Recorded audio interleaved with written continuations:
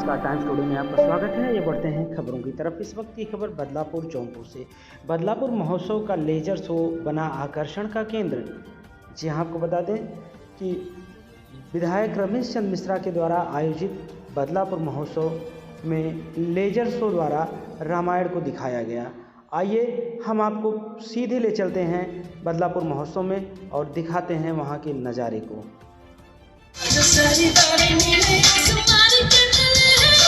आज बदलापुर महोत्सव एक नई इतिहास लिख रहा है, एक नई इबारत लिख रहा है बदलापुर।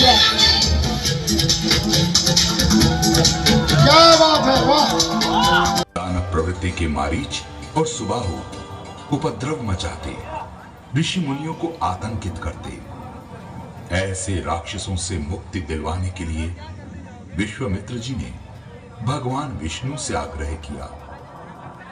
भगवान विष्णु ने दशरथ पुत्र राम का नाम सुझाया। इसके उपरांत भगवान राम ने अपनी शस्त्र निपुणता और ईश्वरीय कृपा से मारीच की मां ताड़का सहित कई अन्य राक्षसों का वध किया और मुनि ऋषि इस आतंक से मुक्त हो गए। इसी दौरान पत्थर में परिवर्तित अहिल्या को फिर से मानव रूप में जीवित करके अहिल्या का कल्याण किया। अच्छे अच्छे सूरमा और बलशाली राजा सीता स्वयंवर के दौरान जिस धनुष को उठा तक ना सके, उसे राम ने बड़ी सरलता से तोड़ डाला और सीता मैया ने वरमाला श्री राम के गले में डाल दी। ज्येष्ठ पुत्र श्री राम के राजाभिषेक की तैयारी हो ही रही थी कि कैकई की दासी मंत्रा ने कैकई के कान भरने शुरू कर दिए। कैकई को स्मरण कराया गया कि उसको राजा दशरथ ने 2 वरदान दिए हुए हैं, जिसके बल पर कैकई श्री राम के 14 वर्ष का वनवास और अपने पुत्र भरत के लिए राज सिंहासन मांग सकती है। जो भी इंजीनियर है वो स्टॉप कर दें। कैकई ने बाकी इसके बाद फिर जो से स्टार्ट मंत्रा करेंगे। ने सुझाया, लेजर शो के ऑपरेटर इंजीनियर जो भी है इस आदेश को वो स्टॉप कर दें। जहां भगवान राम ने खुशी खुशी स्वीकार किया, वहीं चलने दीजिए, अनुज चलने लक्ष्मण और सीता माता ने श्री राम के साथ वनवास काटने का प्रण किया। मानवता की रक्षा हेतु मार्ग में कई राक्षसों का संहार करते हुए तीनों पहुंचे पंचवटी। राम और लक्ष्मण की सुंदरता पर मोहित शूर्पणखा ने दोनों के समक्ष विवाह का प्रस्ताव रखा। दोनों भाइयों द्वारा अस्वीकार करने पर शूर्पणखा ने अपने असली राक्षसी रूप को दर्शाया, जिसके फलस्वरूप लक्ष्मण ने उसकी नाक काट डाली। शूर्पणखा ने रोते चिल्लाते रावण के सामने अपना दुखड़ा सुनाया और अपमान का बदला लेने के लिए रावण को भड़काना शुरू कर दिया। क्रोधित रावण ने सीता हरण की योजना बना डाली। रावण ने मारीच को कपट मृग का रूप धारण करने का आदेश दिया।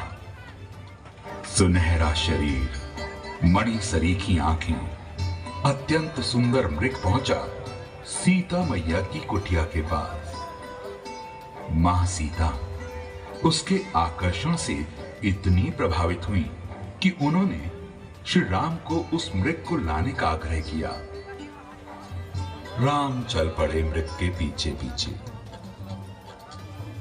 वन से श्री राम जैसे स्वर में पुकार सुनकर लक्ष्मण श्री राम की ओर जाने से पहले सीता मैया की सुरक्षा के लिए कुटिया के चारों ओर रेखा खींच देते हैं और सीता मैया से अनुरोध करते हैं कि इस रेखा को वो ना लांघें, यानी लक्ष्मण रेखा के अंदर अंदर रहें। लक्ष्मण के जाते ही रावण भिक्षु के भेष में भिक्षा मांगने सीता मैया के द्वार पहुंचता है और अवसर मिलते ही सीता मैया का हरण कर लेता है। आकाश मार्ग में दुष्ट रावण को राम भक्त वृद्ध जटायु ने जब रोकने का प्रयास किया तो रावण ने जटायु को पूरी तरह से घायल कर दिया। कुटिया में लौट कर आने पर सीता मैया को ना पाकर श्री राम और लक्ष्मण दोनों चिंता में डूब जाते हैं, विचलित हो जाते हैं। खोज शुरू होती है। खोज करते करते राह में जटायु ने दोनों भाइयों को रावण के दुष्कर्म के बारे में बताया। व्याकुल भाई जब सीता मैया की खोज में भटक रहे थे, तभी उनकी भेंट होती है श्री हनुमान जी से। राम लक्ष्मण की व्यथा सुनने के पश्चात हनुमान जी सुग्रीव के साथ मिलकर सीता मैया को ढूंढने का बीड़ा उठाते हैं। खोज करते करते श्री हनुमान जी को जटायु के बड़े भाई संपाति बताते हैं कि मां सीता को रावण दक्षिण दिशा की ओर ले गया है। वानर सेना के महामंत्री जामवंत ने हनुमान जी को लंका जाकर सीता मैया को खोजने का आदेश दिया। समुद्र पार करते समय मध्य में श्री हनुमान जी को एक राक्षसी ने रोकना चाहा, तो हनुमान जी के पराक्रम और शक्ति के आगे वो राक्षसी ढेर हो गई और हनुमान जी लंका में प्रवेश कर गए। लंका पहुंचकर हनुमान जी ने सीता मैया को अशोक वाटिका में पाया। इसी दौरान रावण पुत्र अक्षय कई राक्षसों सहित हनुमान जी के हाथों मारा गया।